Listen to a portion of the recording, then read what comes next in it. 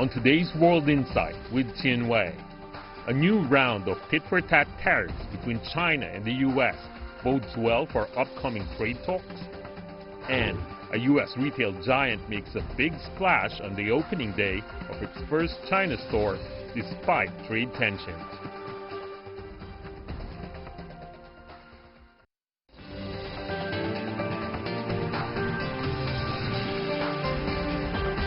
Here's our host, Tien Wei. Hello and welcome to World Insight, coming to you live from Beijing on CGTN. We begin today's show with the ongoing China U.S. trade war. A fresh wave of tariffs have gone into effect starting Sunday between the world's two largest economies. China has lodged a case against the United States with the World Trade Organization over U.S. import duties. The Chinese Commerce Ministry says the latest tariffs violate the consensus reached by leaders of China and the U.S. in late June. The ministry says China will firmly defend its legal rights under WTO rules. It says it is taking actions to protect the multilateral trading system. The tariffs come a week after President Trump ordered American companies to break off ties with China and to what he called bring jobs back to the U.S. Will they really? Take a look. Mr. Trump gave a directive that conflicts with the plans of a vast majority of large U.S. firms doing business in China. That's according to a new survey of U.S.-China Business Council members. 87% of respondents said they have neither moved nor plan to move operations out of China, compared with 90% in a 2018 survey. Both countries are pressing ahead with new tariffs.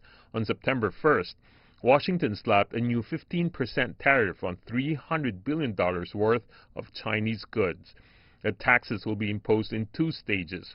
First, on smartwatches, TVs, footwear, and other goods. A second, on cell phones, laptops, toys, and clothing, starting December 15. In retaliation, China unveiled extra tariffs on $75 billion of U.S. goods, which will be imposed in two installments, the exact same dates that the U.S. tariffs take effect. Trade between the world's two largest economies has slumped, and China, which had long been America's biggest trading partner, dropped to third place in the first half of the year, behind Mexico and Canada. Negotiators from both countries plan to meet again early this month in the U.S., but the Chinese Ministry of Commerce says the new round of U.S. tariffs does not bode well for talks. China hopes the U.S. can return to normal bilateral trade rather than adding fuel to the fire of tensions.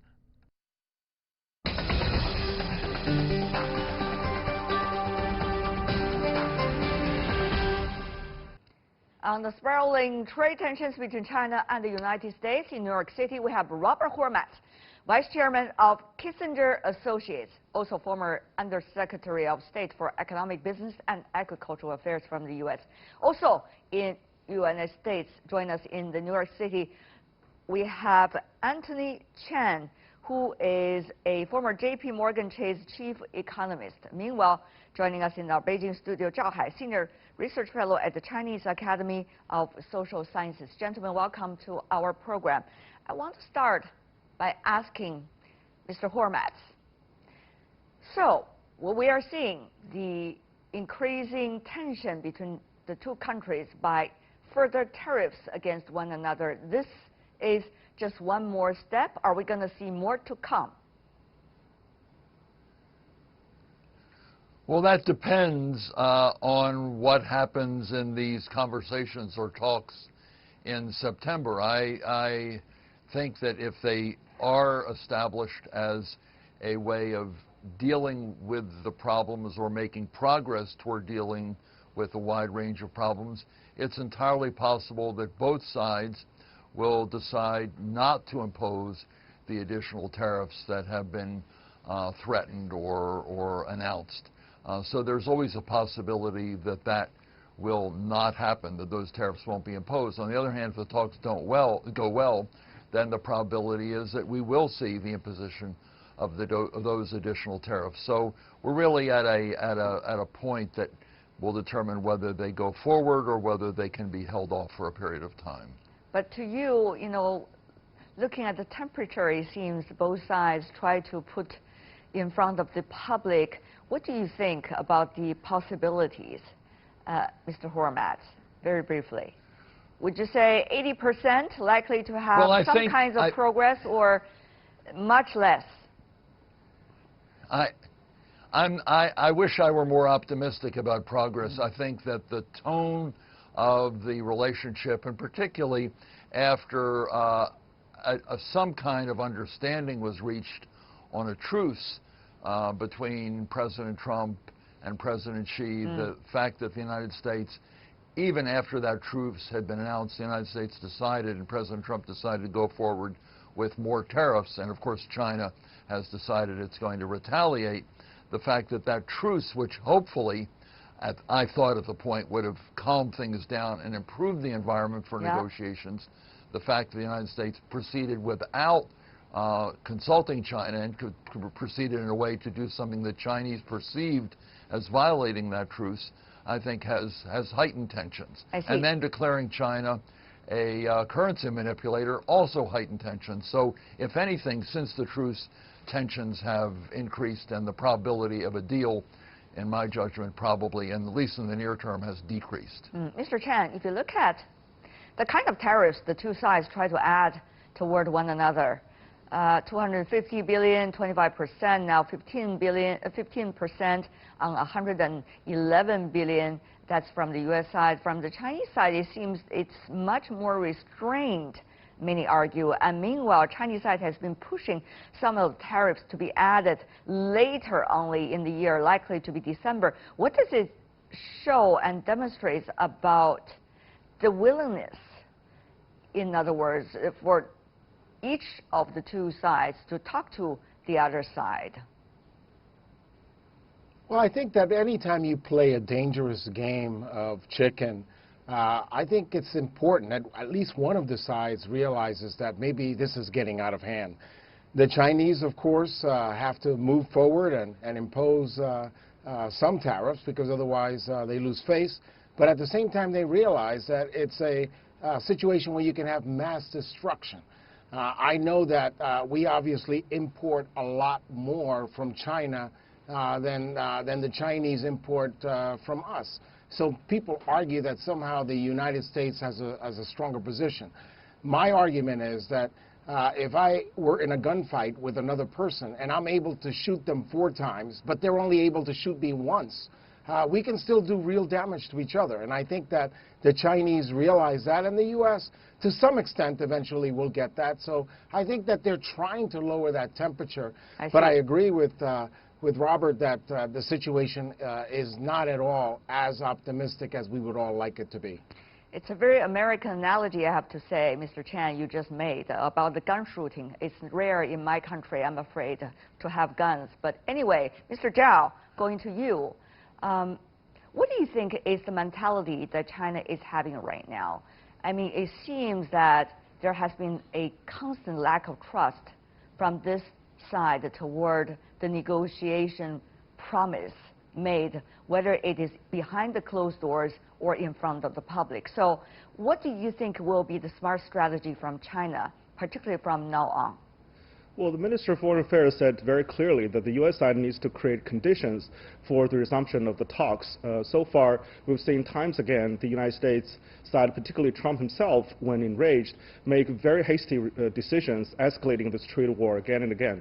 So without the commitment of a real negotiation, and also moving forward without the concrete terms in which both sides can act on, it's very difficult for Chinese side to trust the Trump administration at this point. Earlier, Mr. Hormat and Mr. Chan both talk about their look at what is likely to be the real potential. Now, what do you think about the possibilities that the two sides will be able to reach some kinds of agreement, at least consensus, in the near future, particularly with the earlier agreed so-called September talk?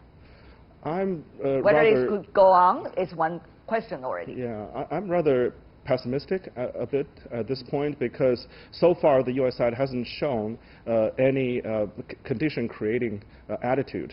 They're not coming down, and they're not rolling back any of the tariffs that's been added. And so far, currency manipulator stays. So I think you can't just serve lip service to go through this process. You need to do real work to show the Chinese side that they're sincere and serious about continuing talks between the two sides. I see. So if the governments are acting the way that, gentlemen, you just described, and the nature of things as you had just described, let's talk about the businesses. Now, Mr. Hormat, according to the latest survey done American business community and organizations, likely to be 80 to 90% of American businesses that are operating right now in China would like to stay rather than to leave, as argued by the president. Those who want to move to the other countries besides the Chinese market have also been increasing, for example, to 10%, but not dramatic either. So what do you make of this mentality coming up from the American business community, and how is it likely they're going to deal with the reality?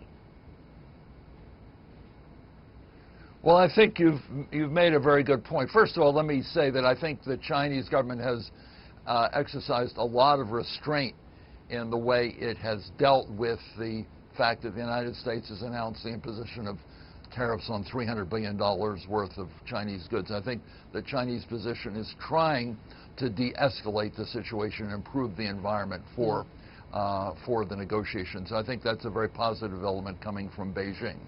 The broader point that you make, I think American companies are trying to maintain a good relationship with China. They've developed these trade ties and these investment relationships, personal relationships, joint research relationships over a period of decades. And they worked very closely together with Chinese companies. Of course, there are issues. And those issues are being discussed in the negotiations. But the notion of decoupling or disengagement, this sort of Cold War notion that periodically comes out of Washington. And there's some people, one of the problems in Washington is there's a division even in Washington. Some people want a deal to create a level playing field. Others have the view that we should be decoupling or disengaging from China, reversing the interaction that has been developed over the last couple of decades. American companies don't want that. They want the option of continuing to engage with China, to sell in China, particularly high-tech companies, to utilize Chinese components, and for the president to tell them you have to get out of China or disengage. They don't want that. Moreover, it's not easy to do. It would take a long time to do. It'd be very disruptive to their business and to both economies. And also, most of the disengagement, if the American companies moved out of China, they wouldn't be coming back here. They'd be going to some other part of the world, maybe Vietnam, Myanmar, and perhaps Mexico, but it wouldn't be bringing jobs back to the United States. It would be just shifting them somewhere else. So it doesn't really make much economic sense, and most companies don't like it. It seems to be quite complicated, the dilemma the American companies are facing right now. Now, earlier in the stages of so-called trade war and conflict, the American companies were pretty much on the side of the Trump administration, arguing for fairer trade and also relationship. But now, since Trump has been arguing, well, you stick with me and we're going to get better.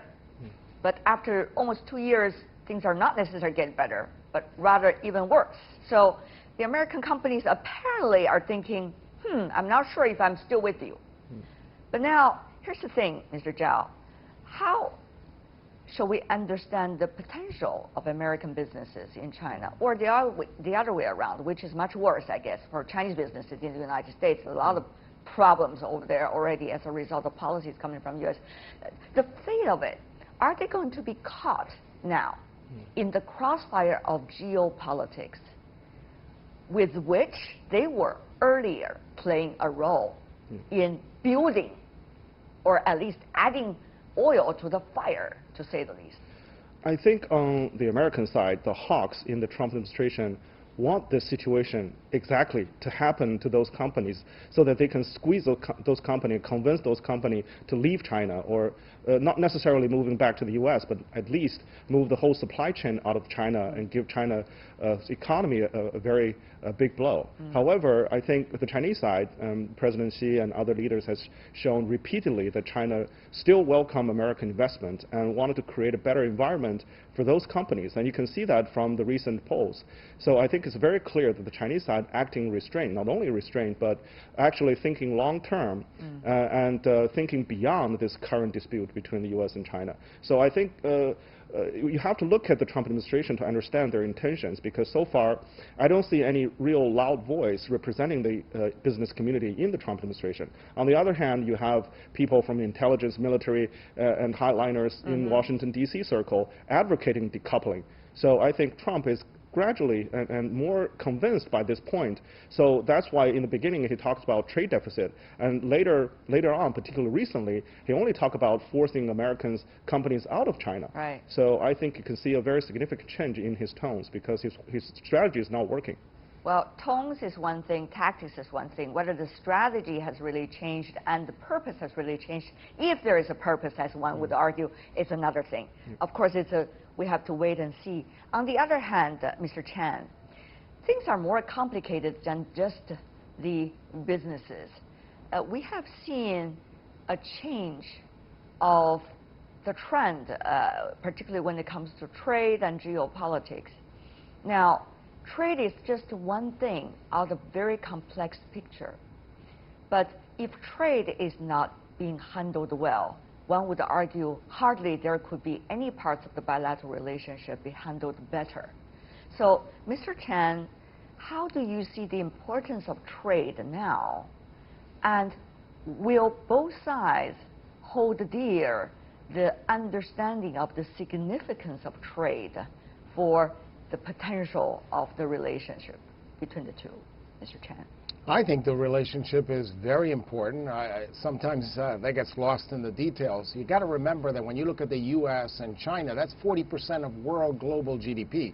And you also have to look at the fact that it's also hurting economic growth for both countries.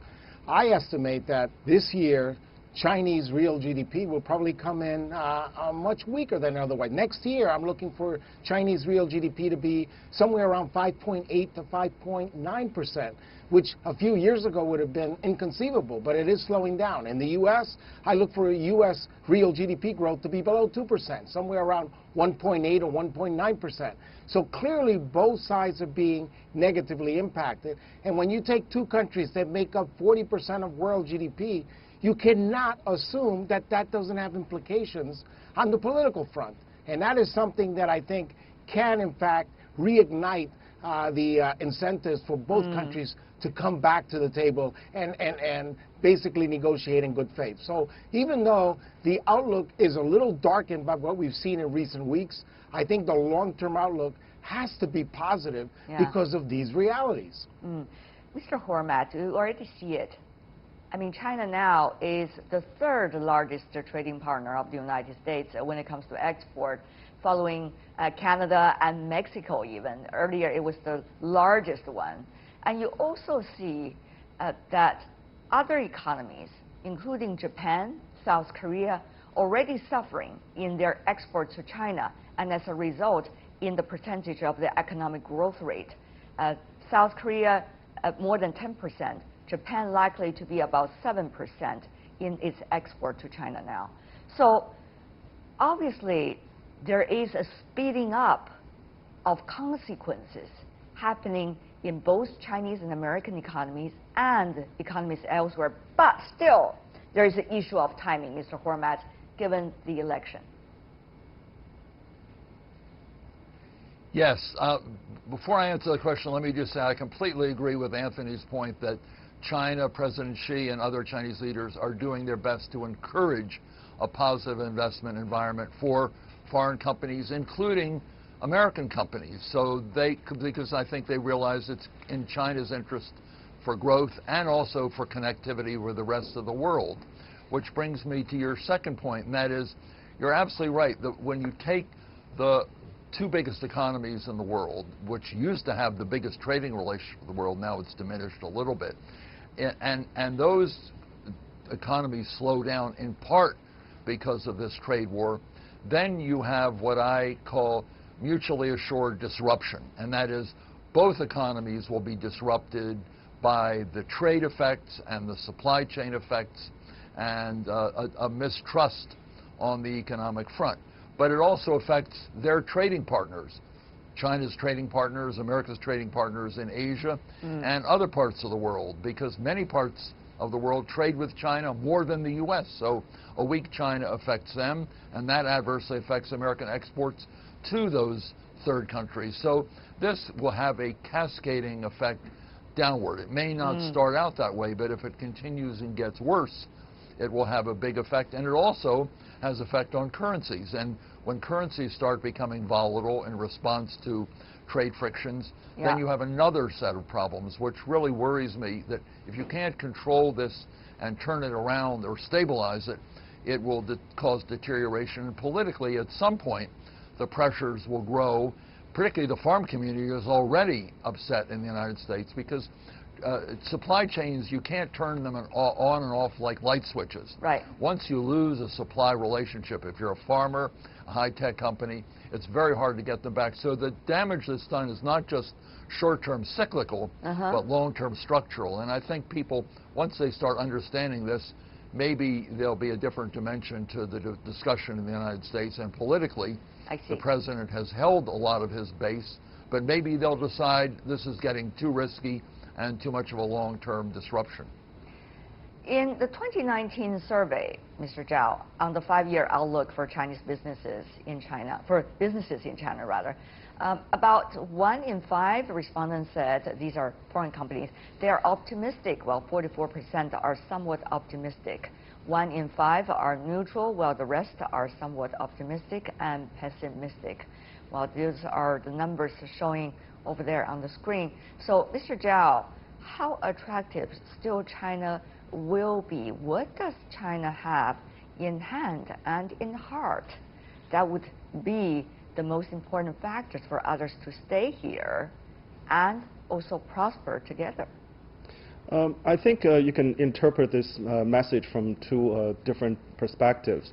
But most people will interpret it in a very optimistic way, because still over 60% of the respondents said that they are optimistic or about to optimistic. However, people on the other side, some people are looking pessimistic about China's economy, or interpret this and saying, oh, there's a growing number of people are turning pessimistic. But I would say there are two major points that's still supporting China's growth and making China a very attractive place for foreign investment. Number one is the size of the market. No need to say we have 1.4 billion people. You know, it's a very big market. And secondly, China it's a very young, vibrant, innovative world in which new technologies are coming out every day. So I think in this environment, and also the government policies are supporting this innovation and protecting IPR more and more. So I think in this environment, when you combine the size, the scale, and the innovation, you have a market looking forward that will be still very attractive to all the global business multinationals to come to this country. We will see. Thank you so much, the three of you gentlemen. Zhao Hai, Anthony Chen, last but not least, Robert Hormats. Really appreciate it. Thank you. You're watching World Insight, coming to you live from Beijing. Still to come on the program.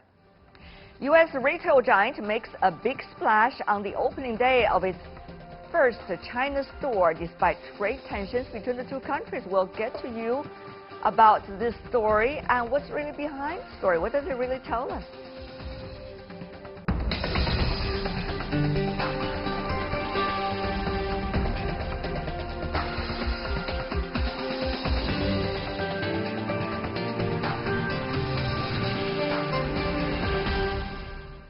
Welcome back. You're still watching World Insight. I'm Tian Wei.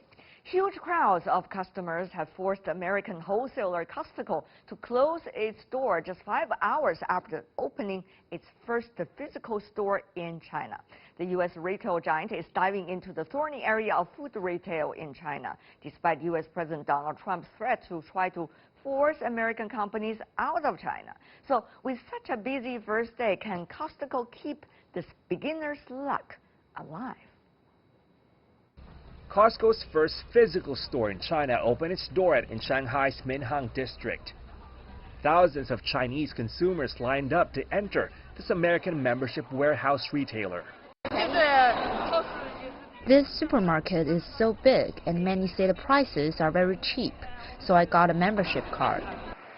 Costco offers a wide range of products, from food and clothing to appliances and houseware. However, it arrives at a time when some international retail giants, including Amazon and Carrefour, are retreating from the Chinese market due to strong competition from local retailers. This U.S.-China trade war indeed worries us. If the prices are getting higher, we may buy fewer American imported goods. With a growing number of Chinese middle-class families, foreign supermarkets and retailers, including Costco and Walmart, are battling to win over China's high-end consumers. But experts say Costco faces a very different market in China, where most city dwellers prefer shopping more frequently and haven't embraced bulk shopping habits. If the service here is good, I will be willing to come here regardless of the prices. China says it always welcomes foreign companies and investors, but the fortunes of these overseas retailers in China will largely depend on their strategies in adapting to local consumer preferences.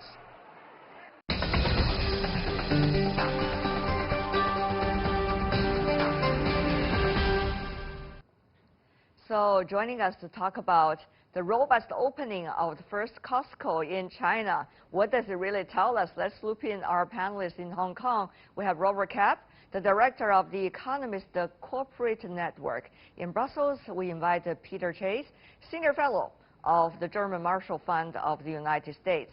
And in Beijing, last but not least, Liu Baocheng, dean of the Center for International Business Ethics from the University of International Business and Economics. Gentlemen, welcome to the program.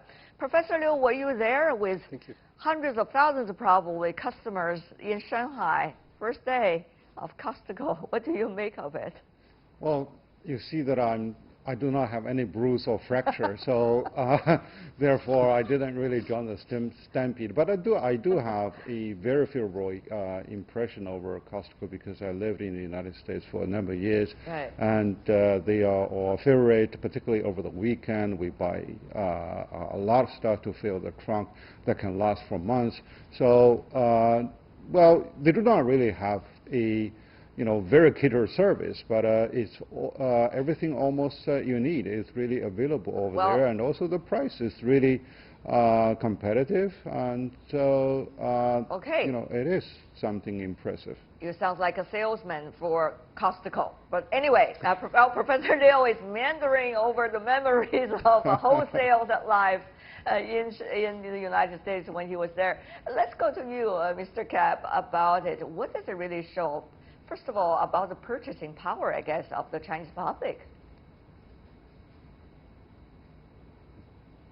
Well, I would say it shows not only the purchasing power, but kind of a purchasing sophistication. You know, the Costco model is, although your previous package talked about a wide variety, actually it's not so much wide in absolute selection. It's a variety of basic items, but then they actually narrow your selection. That's how they keep their costs low. So it's just a whole new approach. It's shopping in a warehouse. It's not like a typical shopping experience at all. And I think what's impressive is that the Chinese consumers can adjust to that here in China when they're used to a different type of shopping experience. It shows they're still very open-minded to try new things. Obviously, they like a great deal, and it's indeed positive, as you've been mentioning, Tin-Wei, about the receptiveness to an American offering. Mr. Chase, wholesale is nothing new, not even in China, of course.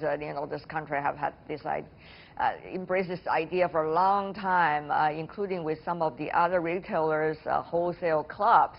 But Mr. Chase, when you look at the story like a real story on the ground. It sounds sarcastic even about its comparison with the trade negotiations going on between the two governments. It seems that the public is certainly chasing what they consider as important, while the two governments are locked in a way in a trade war, quote unquote.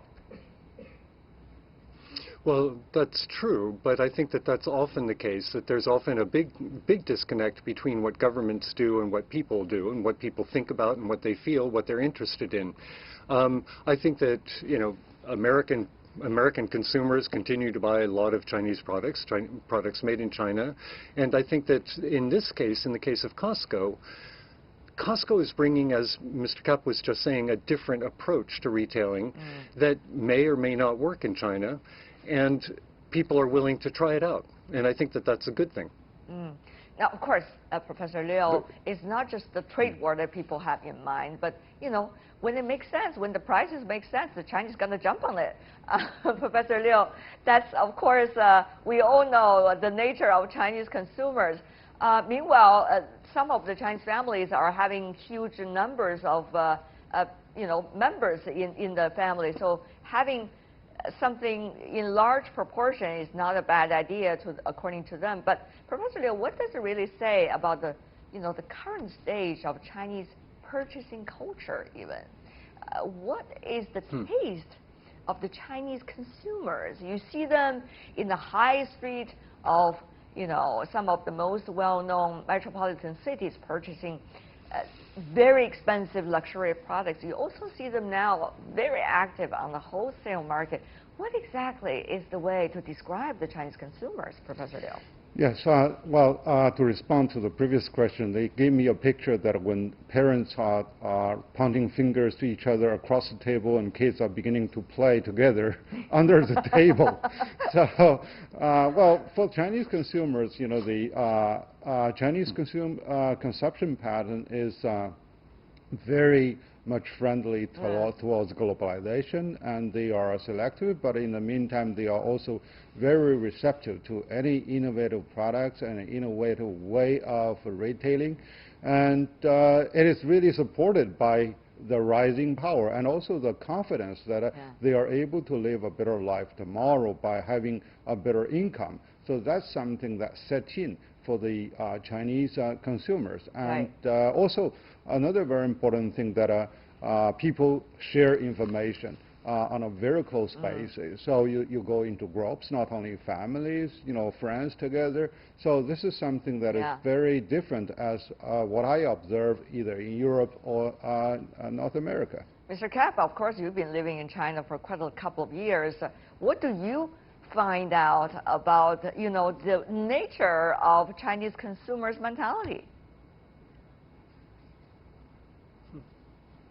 Well, I think picking up on some of the points Bao Cheng was making, I think one way to understand the seeming contradiction that you have on the one hand very high-end consumption, and on the other hand this crazed descending on the first large-scale warehouse retail offering, is that the Chinese consumer is now able to respond to a wider variety. They've become more discerning.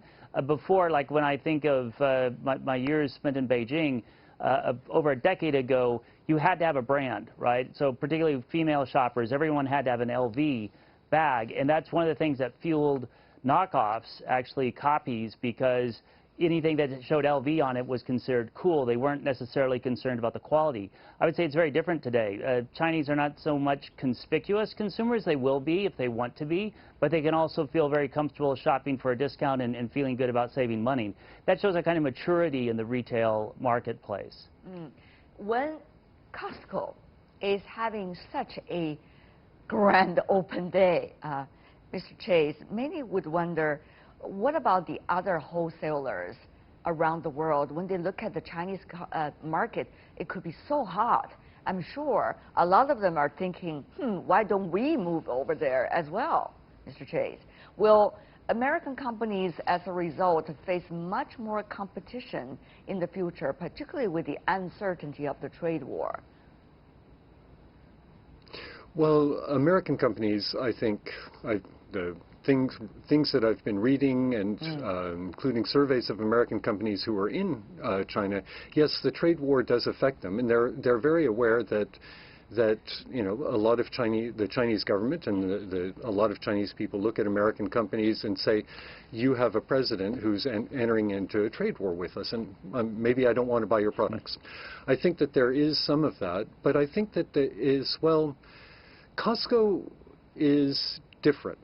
And Mr. Kapp mentioned this in his first remark, in the sense that it may not be so much that Chinese consumers' habits are changing, but that the offering available to Chinese consumers are changing. And then that's what Costco brings. It's very counterintuitive as a business strategy for a company to have a relatively small line of products, or what they do is they have one or two of very good quality but basic price. And I think that rather than just buy the high end, maybe there's been a little bit of a gap in China between very high-end things and things that are lower end. And what Costco's trying to do is to fill that gap.